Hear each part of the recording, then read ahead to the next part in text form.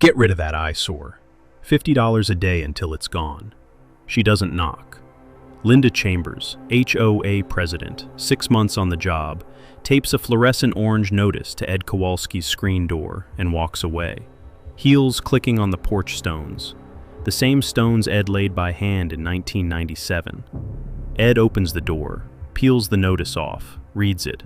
His hands, the hands that framed 37 houses in this county, don't shake. They go very still. The violation, 2 trash cans, visible from the street. $50 a day until corrected. The cans have sat in the same spot for 27 years. Right beside the magnolia tree his wife planted the spring they moved in. But Linda doesn't know who she just crossed. She sees a quiet 68-year-old widower in a faded work shirt. She doesn't see the man who has spent 40 years reading building codes, zoning regulations, and permit loopholes for a living. She doesn't see the man who has absolutely nothing left to lose. And Ed doesn't fight back. Not yet. He does something worse. He complies. Hey everyone. My cousin sent me this post at 6 a.m. on a Sunday. No context. Just a Reddit link and the words, "Read this, the fence part." I almost didn't click. Then I saw the subreddit, r/malicious compliance, and the title mentioned pallet wood and an HOA president. I started reading on the couch. By the time I got to the part where Ed opens the HOA financial report and finds his own HOA president's husband listed as the landscaper, I was sitting straight up. 38,000 upvotes, 2,700 comments. One person said they pulled up their own HOA bylaws that same night. Another tagged their spouse with, "This is literally our neighborhood. Please read this." And someone, a general contractor in Ohio, wrote, "This man built the ugliest fence in America, and it's the most beautiful thing I've ever seen." That one stuck with me. But what got me wasn't the fence. It was the magnolia tree, the one his wife planted. The one the HOA cut while Ed was buying lumber. That's when this stops being malicious compliance and becomes something else entirely. How does a retired contractor turn 3 pallet boards into a weapon that brings down an entire HOA presidency? And what did Ed find on page 43 of the financial report that Linda never expected anyone to read? If you like stories where the quiet guy in the back turns out to be the most dangerous person in the room, subscribe. And tell me, have you ever been fined by an HOA for something that's been there longer than the president has? Ed and Margaret build this house together. His hands, her plans. She picks everything, the blue shutters, the stone walkway, the spot where the magnolia goes. "It'll outlast both of us," she says, patting the soil around the sapling. She is half right. Margaret dies 8 months ago. Pancreatic cancer. The magnolia is blooming when they bring her home from the hospital for the last time. White petals on the walkway. Ed walks slowly, careful not to step on them. Every morning for 27 years, Margaret takes the trash out. Ed follows with his coffee. They stand by the magnolia, her shoulder against his, early sunlight through the leaves, and talk. About the neighbors, about the grandkids, about nothing at all. What they talk about never matters. What matters is they stand there. The trash cans aren't clutter. They mark the spot where 2 people stood every morning for 27 years. They're the reason Ed still takes the trash out, even though nobody walks with him anymore.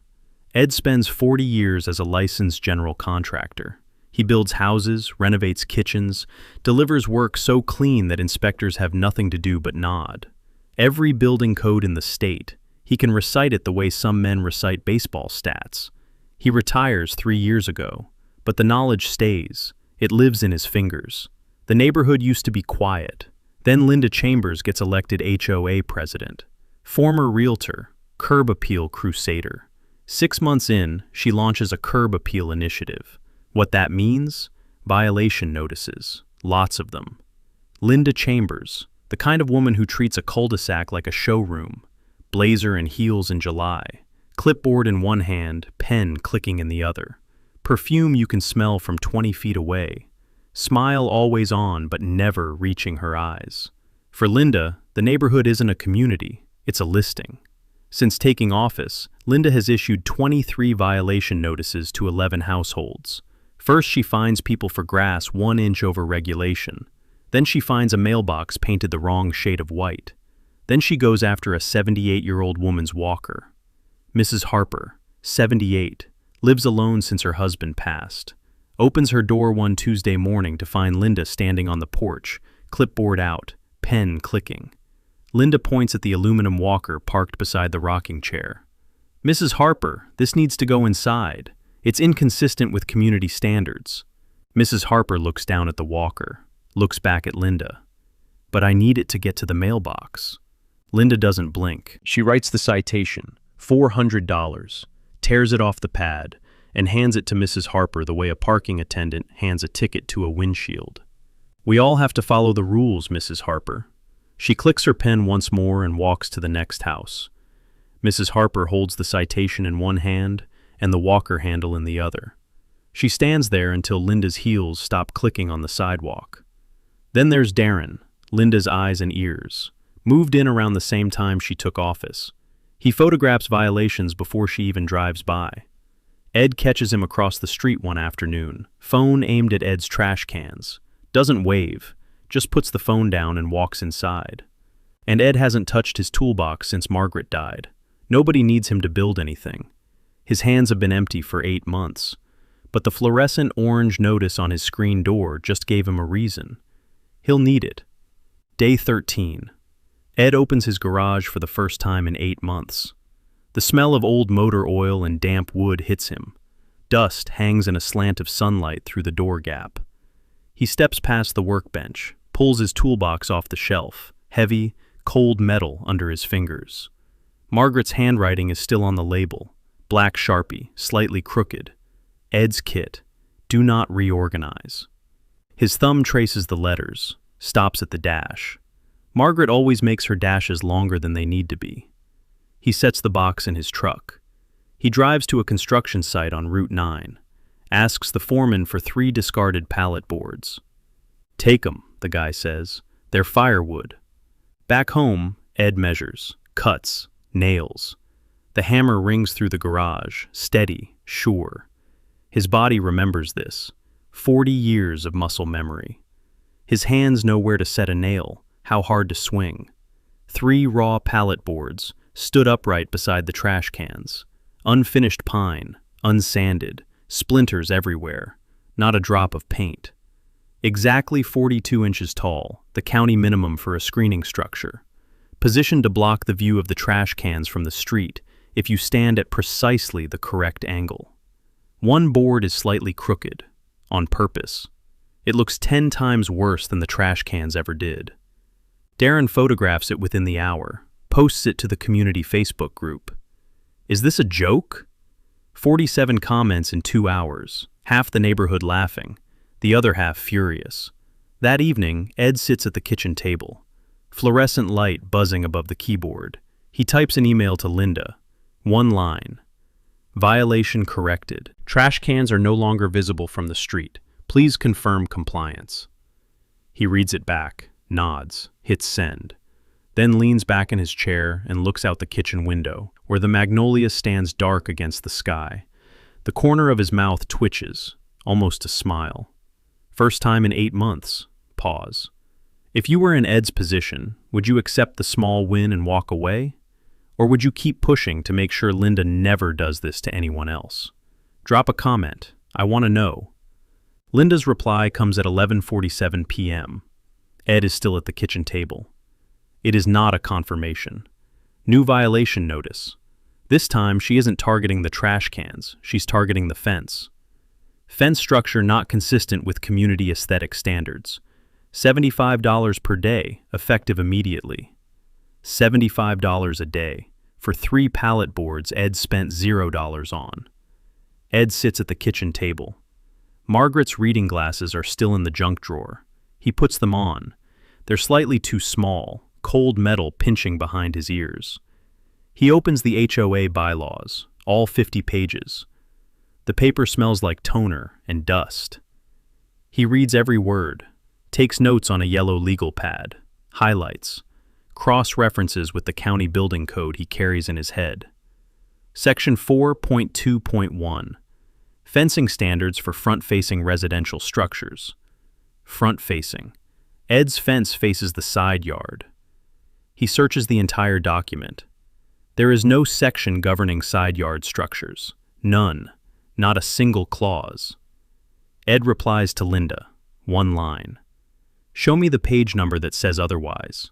Section 4.2.1 covers front-facing structures. Mine faces the side. Linda doesn't reply for 72 hours. But silence doesn't mean surrender, not with Linda. 2 weeks later, Ed comes home from the hardware store. Something is wrong. He can feel it before he sees it. The light is different on the side of the house. 3 branches of the magnolia tree are gone, cut clean, fresh white wood exposed where the bark used to be. A note from the HOA contracted landscaping crew. Overgrown vegetation trimmed near common walkway, per HOA maintenance schedule. No notice, no permission. Margaret's magnolia, the tree she planted with her own hands, the tree they stood beside every morning for 27 years, cut by strangers while Ed was out buying deck screws. Ed picks up one of the fallen branches, holds it. White petals still clinging to the cut end, sticky with sap. His chest tightens, not from anger, from something deeper. He stands there for a long time, doesn't move, doesn't speak, just holds the branch the way you hold something that's already broken. 2 days later, a letter arrives, not from Linda, from a law firm, certified envelope, embossed letterhead, Parker & Wells, LLP. Our client, the Maplewood Homeowners Association, advises you to cease all unauthorized modifications to your property and withdraw your recent communication to the HOA board. Continued non-compliance may result in legal action and the placement of a lien on your property. A lien on Ed's house, the house he and Margaret built together. Ed reads the letter at the kitchen table, sets it down, stares at the toolbox by the garage door. For the first time, he thinks about stopping, about taking the fence down, about moving somewhere quieter, where nobody measures trash cans or cuts magnolias. Then he picks the letter back up, reads it again, slower. May result in legal action. May, not will. A bluff, a $400 piece of stationery designed to scare a 68-year-old man into silence. Ed folds the letter, places it in the manila folder. Then he goes inside, opens the junk drawer, puts on Margaret's glasses again, and sits down with the bylaws.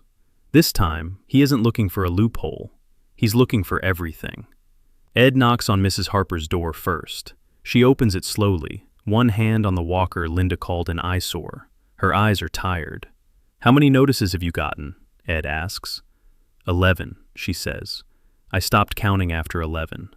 Ed goes door to door. Late afternoon sun stretching his shadow long across the sidewalk. Yellow legal pad in hand, the same pad from the bylaws. 7 households, all fined within 6 months. Kayla, the single mom on Birch Lane, fined $200 for a basketball hoop her daughter uses every day. Tom, retired Marine 3 houses down, fined $75 because his American flag bracket isn't pre-approved. Mrs. Harper, the walker. A pattern emerges. Every fine targets someone who can't easily fight back. Elderly, single parents, non-native English speakers. Nobody with a lawyer on speed dial. Tom pours Ed a cup of coffee on the back patio. Sets down a folder of his own, thin, just a few pages. Last year, before Linda took over, the HOA paid a different company for the landscaping, Greenway Services. I kept the invoice because I thought the price was fair.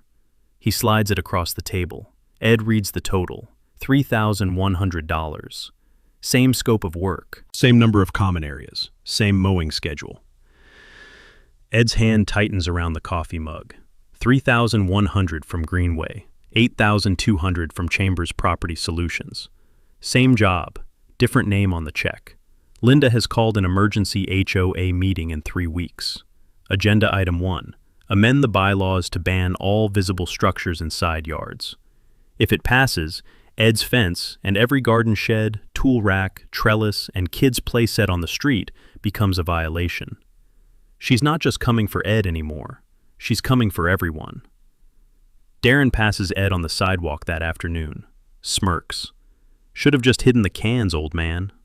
Ed doesn't respond. He's looking at something on his phone, the HOA's annual financial report. The one Linda emails to all homeowners.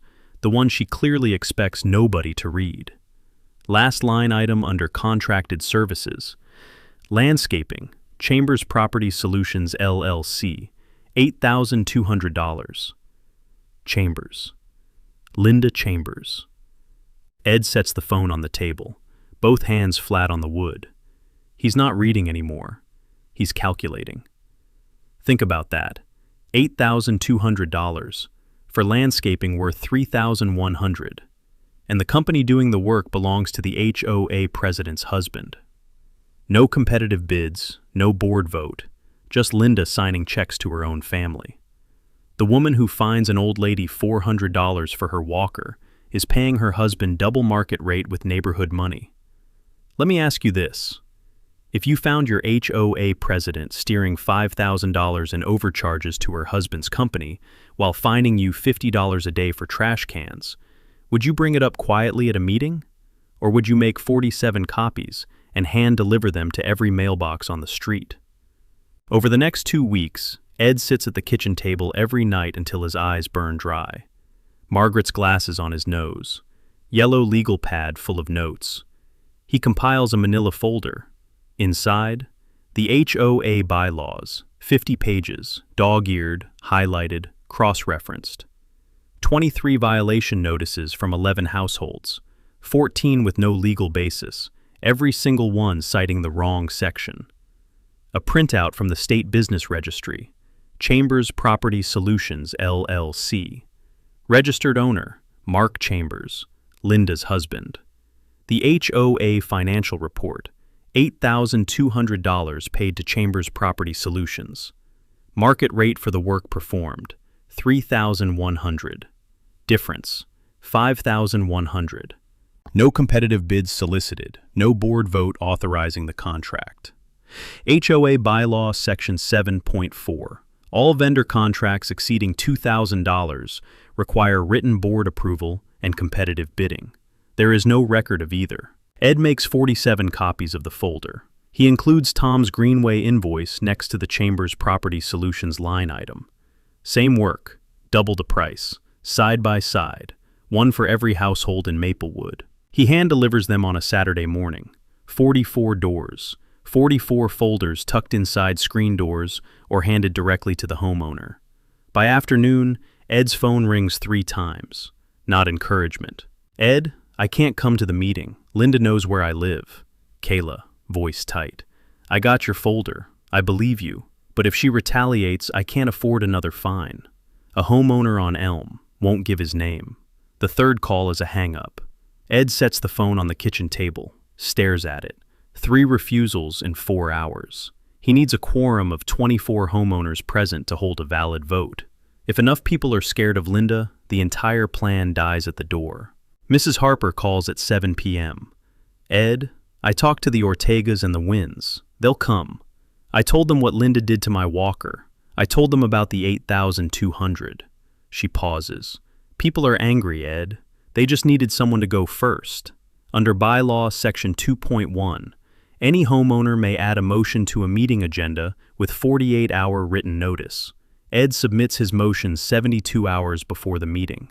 Motion to audit HOA finances and conduct a vote of no confidence in the sitting HOA president. Linda doesn't read the amended agenda. Why would she? She wrote the original. The night before the meeting, 6 p.m. Maplewood Drive is quiet. Mrs. Harper's grandson pulls up in a pickup truck loaded with scrap wood. Ed doesn't ask him to come. He comes anyway.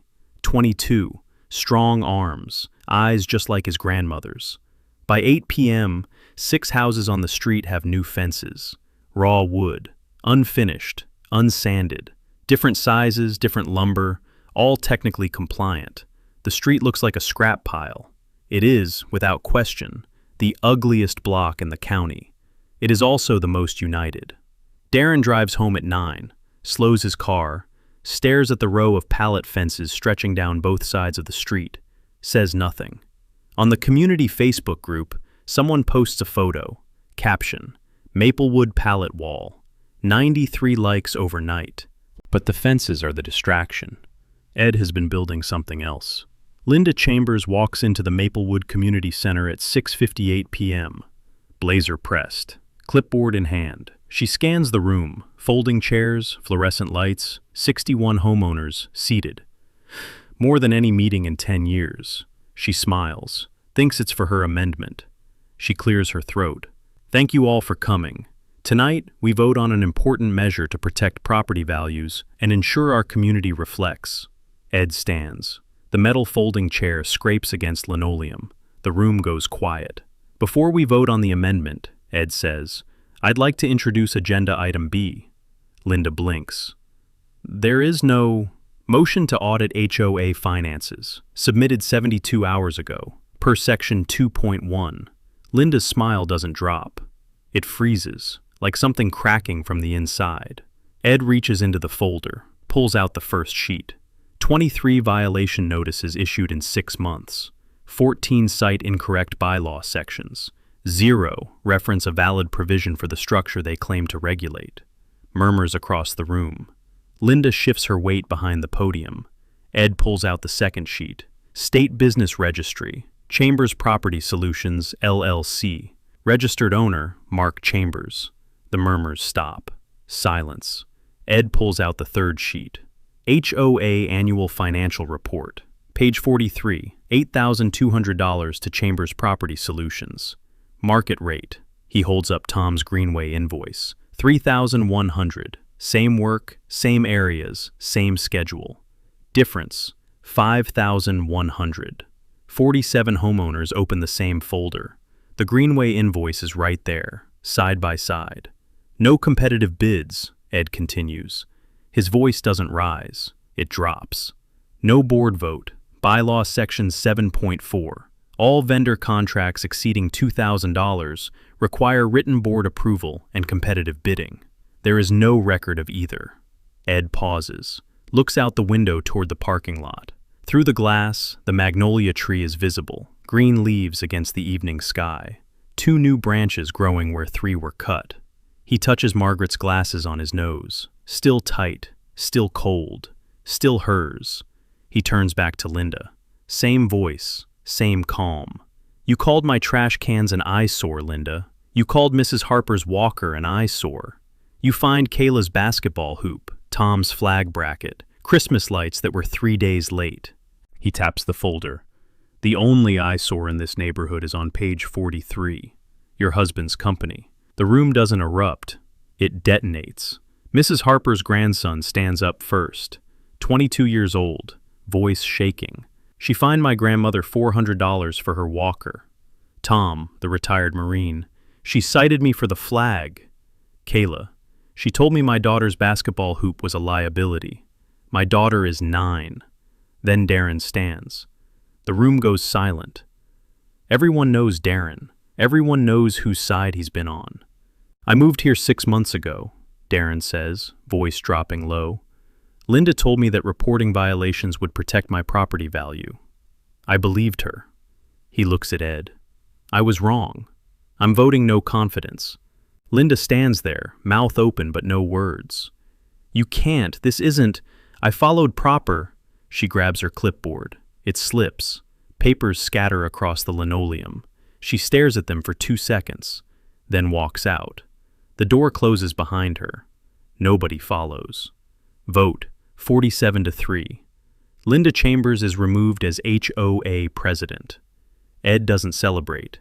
He bends down, collects the scattered papers from Linda's clipboard, stacks them neatly on the folding table. Old habit. Margaret always organizes the paperwork. He does it for her, even though she's not here to know. Here's where things stand. Linda's bylaw amendment, defeated, 47-3. The $4,700 in fines collected from 11 families over 6 months, refunded in full. The Chambers Property Solutions contract, terminated, with a formal demand for restitution of $5,100 in overpayment. The new HOA president, Tom, the retired Marine whose flag bracket wasn't pre-approved. His first act, rescinding every outstanding violation notice. Linda's husband's landscaping company loses 6 other HOA contracts in the county within a month. Turns out, Maplewood isn't the only neighborhood he's overcharging. It is just the first one that catches him. Ed's pallet fence? Still standing. The homeowners vote unanimously to keep the pallet fences as a permanent installation, a reminder. Darren builds one too. His is, by general consensus, the ugliest one on the street. He seems proud of it. Linda spent 6 months trying to make every house look the same. Ed took 13 days to make every house look like itself. But the story doesn't end there. 6 months later, Saturday morning, Ed takes the trash out, walks to the side of the house, stands by the magnolia. The branches Linda's crew cut, they've grown back. 2 new ones where 3 were taken. Lighter green against the old bark, reaching toward the sun. Ed reaches into the toolbox in the garage. Under the hammer, tucked into the corner, he finds something he doesn't know is there. Margaret's garden gloves, worn cotton, still shaped to her hands. He puts them on. They're too small. He leaves them on anyway. He prunes the magnolia himself this time, carefully, 1 branch at a time, the way Margaret would have done it. He doesn't build fences anymore, but the one by the trash can stays. Sometime during the winter, someone hangs a small wooden sign on it, hand-painted. Blue letters, the same blue as the shutters Margaret picked. Margaret's wall. It wasn't about the trash cans. It wasn't about the fence. It was about what happens when someone with nothing left to lose picks up a hammer and builds something, not to tear down, but to remind an entire neighborhood what they already own. Last week, a homeowner from 2 counties over reaches out to Ed. Different neighborhood, different HOA, same kind of president. Ed says he'll think about it. Then he opens his toolbox. Ed picks up 3 pallet boards and peels back an entire HOA. But the next story doesn't involve wood. It involves a veterinarian, a pink leash, and a pet skunk named Richard. The HOA tells her skunks aren't allowed. She tells them Richard is an emotional support animal. What happens next makes Ed's pallet fence look like a warm-up. Know someone fighting their own Linda? Share this video. If you've got an HOA nightmare, drop it in the comments. I read every single one. Subscribe, because that skunk story hits different. Trust me.